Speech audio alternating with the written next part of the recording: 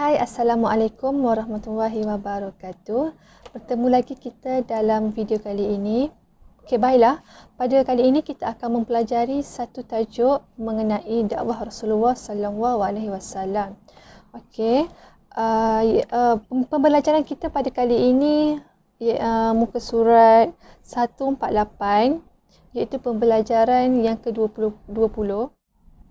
Okey, baiklah. Sebelum kita melanjutkan pelajaran kita, pelajar mesti mengetahui objektif pembelajaran, iaitu ada 3 objektif pembelajaran untuk pembelajaran kita pada kali ini.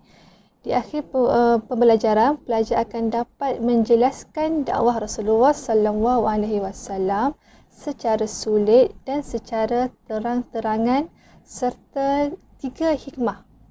Okey. Yang kedua iaitu menyatakan faktor dan bentuk penentangan yang dihadapi oleh Rasulullah sallallahu alaihi wasallam semasa dia menjalankan dakwah. Okey. Yang ketiga iaitu menerangkan 2 keadaan masyarakat Arab setelah menerima dakwah Rasulullah sallallahu alaihi wasallam. Ya Hanana, ya Hanana, ya Hanana, ya Hanana, ya Hanana, ya Hanana, ya Hanana, ya Hanana. Kita akan mengenal dengan lebih dekat junjungan besar Nabi Muhammad SAW dan usaha baginda untuk menyebarkan Islam. Baginda menyebarkan dakwah secara berperingkat, iaitu secara rahsia dan secara terbuka. Dakwah secara rahsia dilakukan di kalangan ahli keluarga, sahabat rapat dan kaum kerabat baginda selama 3 tahun. 3 tahun. Dakwah secara terbuka dilakukan apabila mendapat perintah daripada Allah Subhanahu Wa Taala. Penyebaran secara terbuka dimulakan kepada keluarga Abdul Muttalib di rumah Ali bin Abu Talib. Penentang kuat Nabi adalah bapa saudaranya sendiri, iaitu Abu Lahab. Seruan kepada orang ramai dilakukan di Bukit Safa Mekah menerusi wahyu Allah dalam ayat Al-Quran Al-Hijr ayat 94.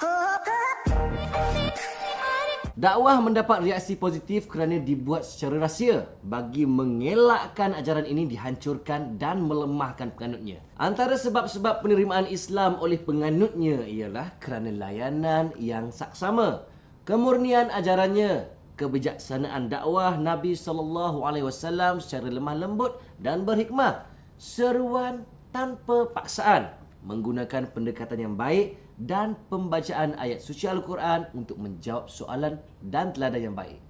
Keimanan yang kuat juga turut ditanamkan kepada pengikut-pengikutnya. Baginda menerapkan akhlak yang baik supaya orang boleh menerima baginda. Jadi kalau kita nak orang terima kita, kita pun kenalah menerapkan akhlak yang baik di dalam diri kita. Macam mana nak jadi baik? Mudah saja. Jangan jadi jahat. Okey? Jangan jadi jahat. Antara penentangan yang diterima oleh baginda Nabi pada ketika itu ialah dia dicemuh, diganggu dalam membuat ibadat, cubaan untuk membunuh Nabi, hamba yang peluk Islam disiksa, diejek melalui puisi, pujukan dengan menyerahkan wanita cantik dan juga harta, serta pemulauan terhadap Nabi dan keluarga baginda. Masya Allah, dakwah Nabi masa itu ditentang disebabkan perbezaan kepercayaan dan juga amalan. Masyarakat Arab pada ketika itu merasakan Islam boleh menggugat pengaruh politik kabilah mereka dan menjejaskan perusahaan ukir patung berhala. Baginda diganggu dengan macam-macam ujian dan juga dugaan, tapi baginda masih meneruskan dakwah. Jadi adik-adik, jangan cepat menyerah kalah. Okey? Jangan cepat menyerah kalah. Ini baru nampak bantal sikit, mata dah mengantuk. Study belum habis lagi, bangun! Kalau tak aku kapak kau. Dugaan kan? Baik, kita teruskan. Nabi mengambil langkah berhijrah ke Habsyah untuk mendapatkan perlindungan, berdakwah di Taif bersama Zaid bin Harithah dan berhijrah ke Madinah pada 622 Masihi. Yang kedua iaitu Ali bin Abi Talib, sepupu baginda, dan Zaid bin Haris iaitu pembantu peribadi baginda. Okey. Hal ini diikuti oleh pengislaman sahabat baginda iaitu Abu Bakar. Apabila Abu Bakar memeluk Islam, Abu Bakar pula berjaya mengislamkan pemimpin-pemimpin dan pembesar masyarakat seperti Uthman bin Affan dan Abdul Rahman bin Auf. Dakwah secara sulit ini mengambil masa sehingga lebih kurang 3 tahun. Dalam tempoh 3 tahun tu, umat Islam berjumpa sesama mereka atau menuntut ilmu atau solat secara bersembunyi di lorong-lorong atau tempat yang jauh daripada pengetahuan umum, iaitu masyarakat. Pusat penyebaran Islam pada masa itu ialah di rumah Abu Arkam bin Abi Al-Arkam. Tempat itulah yang dijadikan untuk menuntut ilmu, untuk mengaji dan sebagainya. Baiklah pelajar sekalian, untuk pengetahuan semua, dakwah Rasulullah sallallahu alaihi wasallam mempunyai dua, iaitu dakwah secara sulit dan dakwah secara terang-terangan. Baiklah kita pergi kepada dakwah secara sulit, iaitu dakwah secara sulit ini bermula apabila Nabi Muhammad sallallahu alaihi wasallam mendapat wahyu daripada Allah Subhanahu wa taala, iaitu daripada surah Al-Mudassir. Firman Allah, Bismillahirrahmanirrahim. Ya ayyuhal mudassir, qum fa'anzir wa rabbaka fakabbir wa siyabaka fatahhir wa rujza fahjur. Sadaqallahul azim. Surah yang ke-74. Yang bermaksud iaitu, wahai orang yang berselimut, bangunlah serta berikanlah peringatan dan amaran, iaitu kepada umat manusia dan Tuhanmu, maka ucaplah dan ingatlah kebesarannya, dan bersihkanlah pakaianmu dan tinggalkanlah perbuatan yang keji. Seterusnya Rasulullah SAW melaksanakan tugas dakwah secara sulit dahulu. Secara sulit yang pertama iaitu, pada peringkat ini baginda menyeru individu yang terdekat sahaja, seperti isteri baginda, sahabat-sahabat terdekat, ahli keluarga yang terdekat sahaja. Seterusnya antara orang yang terawal memeluk Islam iaitu isteri baginda sendiri, iaitu Khadijah. Baiklah, selepas dakwah secara sulit selama 3 tahun, baginda menyebarkan dakwah secara terang-terangan, iaitu kepada kaum kerabat dan masyarakat awam. Kaum kerabat berdasarkan dalil iaitu daripada surah Asy-Syu'ara ayat 214 yang bermaksud, dan berilah peringatan serta amaran kepada kaum kerabat yang terdekat. Seterusnya kepada masyarakat awam, dalam dalilnya surah Hijr yang bermaksud, oleh itu sampaikanlah secara terang-terangan apa-apa yang diperintahkan kepada kamu, iaitu wahai Muhammad, dan janganlah engkau hiraukan bantahan dan tentangan kaum musyrikin ini. We're having some fun today. We can go wherever you wanna and do whatever you like. Let's just have a real good time. Assalamu alaikum, alaikum, yeah. Assalamu alaikum, alaikum, yeah. Assalamu alaikum, alaikum, yeah. Assalamu alaikum, alaikum, yeah.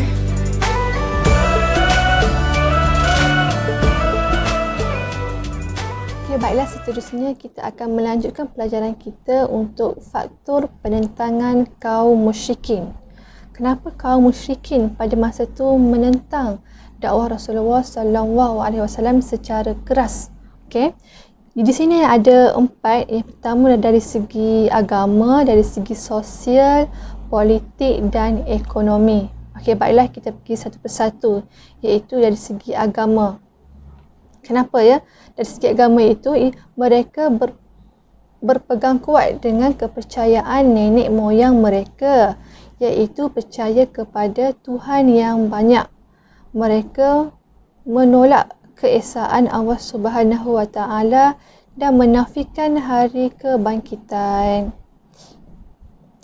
Kepercayaan nenek moyang mereka itu menyembah berhala, mempunyai banyak-banyak Tuhan. Okey, seterusnya kita pergi kepada segi sosial, iaitu kaum musyrik ini, mereka ini berpegang kuat dengan semangat perkauman dan mengamalkan perhambaan.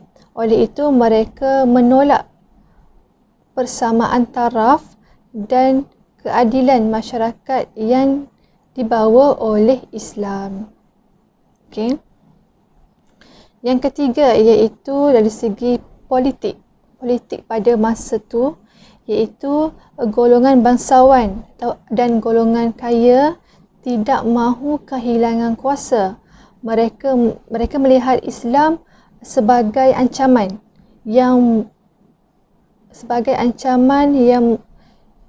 yang membahayakan kepada kepimpinan mereka. Okey, yang terakhir itu faktor ekonomi. Faktor ekonomi iaitu golongan pengukir berhala dan sebagainya lah. Pengukir dan peniaga berhala merasakan ekonomi mereka terancam disebabkan kedatangan Islam dan dakwah Rasulullah SAW, kerana Islam melarang penyembahan berhala. Baiklah, seterusnya kita pergi kepada keadaan masyarakat Arab setelah menerima dakwah Rasulullah SAW. Apa keadaan pada masa tu? Apa keadaan masyarakat setelah menerima Islam? Okey. Kedatangan Islam telah mengubah struktur masyarakat Arab berdasarkan prinsip semua manusia sama di sisi Allah Subhanahu Wa Taala. Hanya takwa yang membezakan kemuliaan seseorang.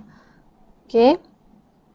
Perubahan yang berlaku selepas Islam termasuklah perubahan yang berlaku selepas Islam mempunyai 3, iaitu dari segi akidah, dari segi akhlak dan dari segi syariat. Okey, kita pergi kepada dari segi akidah. Okey, yang pertama iaitu meninggalkan kepercayaan syirik kepada mentauhidkan Allah Subhanahu Wa Taala. Okey, masyarakat pada masa tu, masyarakat Arab pada masa tu ialah menyembah berhala. Okey, selepas kedatangan Islam dipertukar, dia mentauhidkan Allah Subhanahu Wa Taala. Okey, yang seterusnya iaitu yang kedua iaitu dari segi akhlak.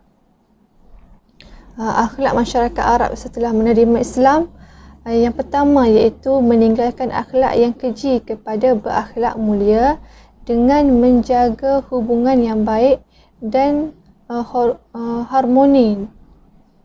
Okey. Yang kedua iaitu menghapuskan semangat perkauman dan mewujudkan persaudaraan yang menjadikan umat Islam hidup saling hormat, menghormati dan berkasih sayang. Okey. Yang terakhir iaitu dari segi syariat pula ialah hidup berlandaskan panduan daripada Al-Quran dan Al-Sunnah. Hukum yang diamalkan ini memelihara hak dan individu dan masyarakat.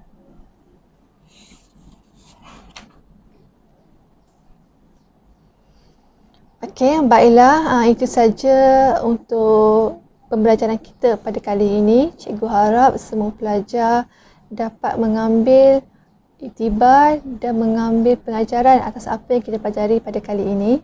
Okey. Itu saja dari saya. Assalamualaikum warahmatullahi wabarakatuh.